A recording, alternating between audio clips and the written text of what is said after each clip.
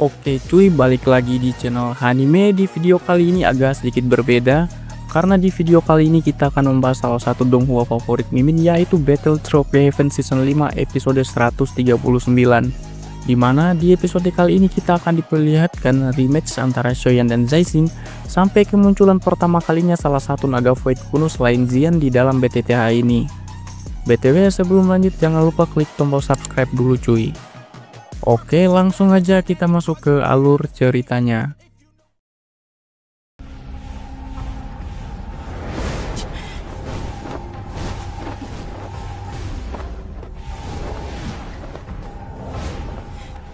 Setelah mengalahkan Karangka Douseng bersama-sama, aliansi pun mulai terpecah lagi. Di sini Shoyan juga menyadari jika harta Douglas Tian yang diinginkan semua orang ada pada Karangka Douseng tersebut. Xian yang mendengar itu langsung barbar dan ingin mengambilnya. Akan tetapi di sini Shoyan menahannya.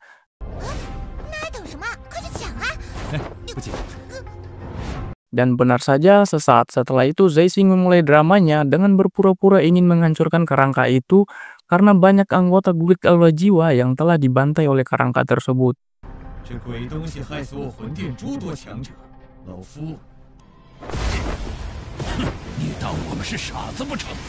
Namun, akting Zaising tidak berguna karena orang-orang yang ada di sana tidaklah bodoh.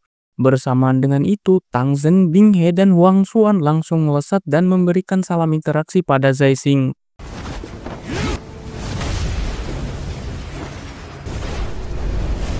Zaising yang merasa kesal pun langsung menjebak mereka di dalam badai dan melancarkan serangan rantai jiwa.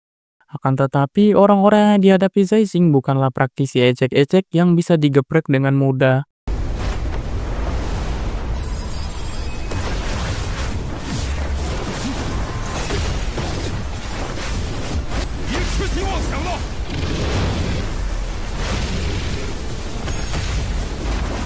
Setelah menghancurkan serangan Zaising, trio TBH pun langsung menyerang Zaising yang akan mengambil kerangka tersebut.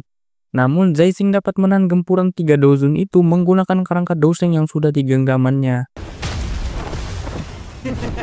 Saat Zaising sudah cengar-cengir berpikir tidak ada lagi yang bisa menghalanginya membawa kerangka tersebut, tiba-tiba saja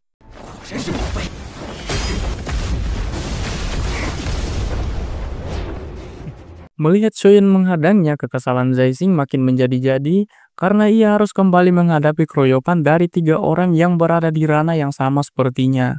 Sampai akhirnya Zaising tidak bisa lagi mempertahankan kerangka Douseng tersebut di tangannya.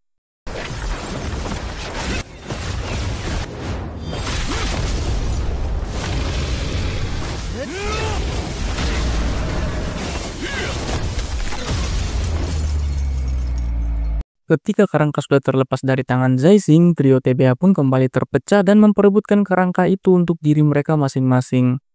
Kerangka itu pun terus ditarik dan berpindah-pindah tangan sampai akhirnya berhenti di tangan Tang Zhen karena Shoyan juga turun tangan membantu Tang Zhen. Shoyan yang sudah tahu pasti letak teknik do berada, langsung memotong 3 tulang rusuk dari kerangka tersebut dan mengamankannya ke dalam cincin penyimpanan. Setelah mendapatkan barang buruannya, Shoyan kembali melemparkan kerangka itu ke udara. Melihat kerangka yang melayang bebas, Zaising, Wang Xuan, dan Bing He langsung melakukan war untuk mendapatkan kerangka tersebut.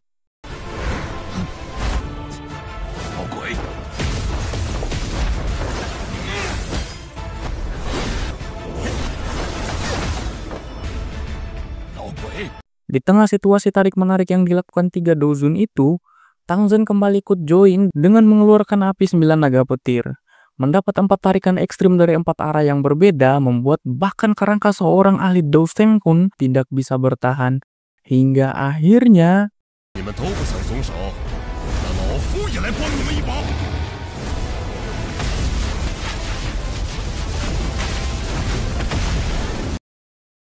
kerangka yang hancur berkeping-keping menyebar dan membawa esensi sumsum Douseng.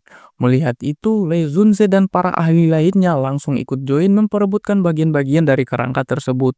Di sisi lain, Shoyan yang sebenarnya tidak ingin farming lagi malah dihampiri sendiri oleh serpian kerangka Douseng yang menyebar. Dan apa boleh buat, Shoyan yang tidak ingin membuang rezeki nomplok langsung memasukkan serpion tersebut ke dalam cincin penyimpanan. Zaising yang melihat itu merasa makin kesal dan berniat memalak Shoyan dengan memintanya untuk menyerahkan seluruh pecahan tulang yang ia miliki. Namun Shoyan yang sekarang bukanlah bocil Dozong seperti kemarin. Seketika itu, Shoyan langsung mengeluarkan 3 api surgawinya dan menentang Zaising untuk merebut pecahan tersebut jika ia mampu. Dan tentu saja melihat itu mau tidak mau Zaising harus berhenti. Di saat yang bersamaan, para ahli dari sekte lain yang memang memiliki konflik dengan Shoyan langsung ikut join dan berdiri di sisi Zaising. Tak lama, rombongan Tangsen dari lembah api berkobar juga ikut join berdiri di sisi Shoyan. Melihat musuh-musuhnya membentuk guild baru untuk mengeroyoknya, Shoyan bukannya takut dan malah langsung flexing kekuatan tempur yang dimiliki oleh pihaknya. Seketika itu boneka iblis dikeluarkan dan bersamaan dengan itu juga Kinlin langsung mengeluarkan 2 tetua piton 9 tanah yang ia kendalikan.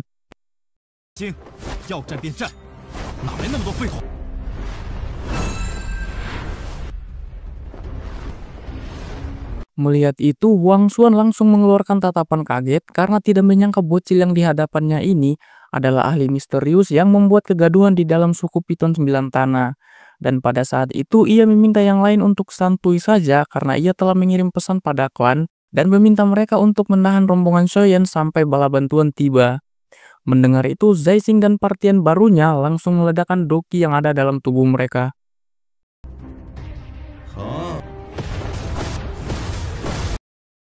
Di sisi sebaliknya, Shoyan juga langsung melakukan transformasi 3 api misterius ke level mentok yang membuat ledakan aura doki kuat keluar dan bertabrakan dengan aura doki milik Zaising.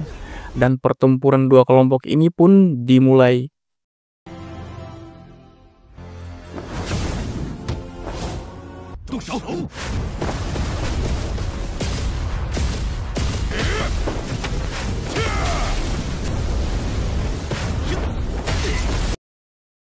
Di dalam pertempuran ini, tiap orang sudah menemukan lawan mereka masing-masing. Dan tentu saja, Shoyan dan Zaising akan melakukan rematch dari pertempuran mereka sebelumnya, yang membuat Shoyan hampir pindah alam dan Zaising yang kehilangan satu lengannya.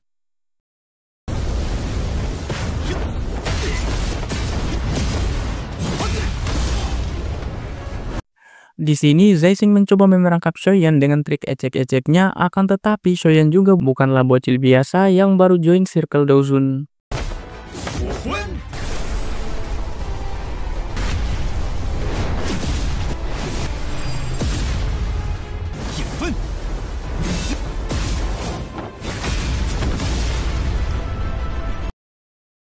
Melihat itu, Zaising langsung melakukan overclock paksa pada levelnya dengan teknik tubuh jiwa ilusi.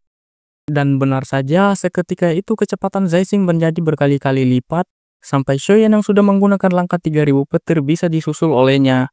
Dan perlu kita ketahui bersama, walaupun saat ini mereka berada di ranah yang sama, tapi sejak awal Zaising sudah lebih unggul karena sudah puluhan tahun menginjakan kaki di ranah Dozun bintang 5.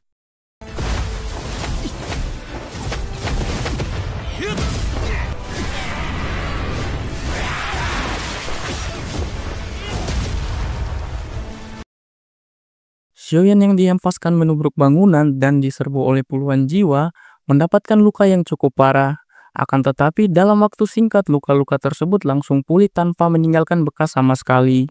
Melihat itu, Zaising menyadari bahwa seberapa banyak pun ia melukai Shoyan, api 3000 pembakaran akan terus-menerus menyembuhkannya. Dan satu-satunya cara yang bisa ia praktekkan saat ini hanyalah menghabisi Shoyan dalam satu serangan. Oleh karena itu, Zaising membawa Shoyan ke dalam ruang spesial dan langsung mengaktifkan tapak Shenluo untuk menghabisi Shoyan.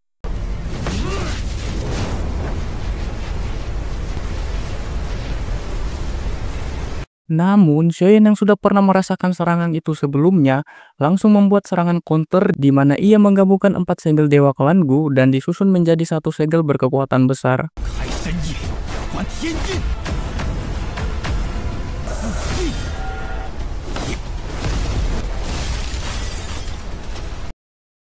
Setelah itu, baik Shoyan maupun Zaising yang sudah siap dengan segel mereka masing-masing langsung melepaskan serangan, hingga akhirnya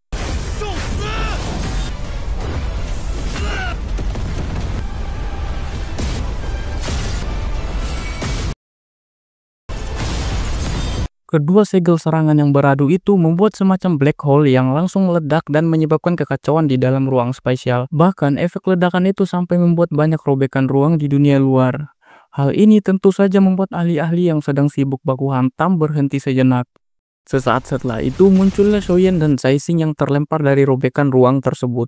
Di sini Zaixing harus mengakui kekuatan Xiaoyan cukup mengerikan bagi orang yang baru menginjak ranah Daozun. Akan tetapi, Zaixing kembali dibuat terkejut di mana ia melihat Xiaoyan sudah menyatukan 4 api surgawi di tangannya untuk membentuk teratai api 4 warna. Zaixing yang sudah pernah merasakan EVP putus lengan karena salah interaksi dari teratai api itu, mencoba mengganggu dan menghentikan Xiaoyan.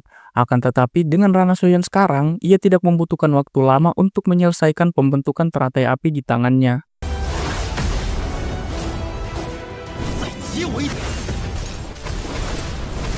Zaixing yang sudah lari terbirit-birit dengan menggunakan ruang spasial tidak bisa melakukan apa-apa ketika secara tiba-tiba teratai api itu sudah di depan matanya. Dan akhirnya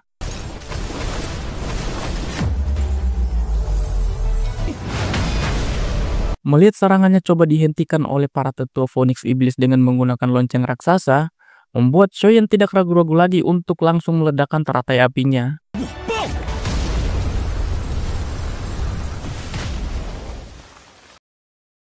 Kemunculan dua tetua Phoenix Iblis membuat Xian langsung maju dan menunjukkan buah asal naga Phoenix. Xian diminta mereka untuk merebutnya jika mampu. Huang Xuan dan dua tetua Phoenix Iblis yang melihat buah itu berada di tangan bocil naga void kuno langsung melesat dan ingin merebutnya. Xiaoyan dan rombongan yang melihat itu menjadi ketar-ketir karena tidak ada kesempatan lagi untuk menyelamatkan Xian. Akan tetapi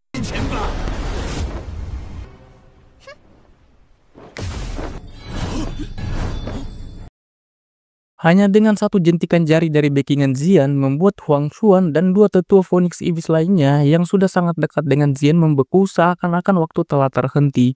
Hingga akhirnya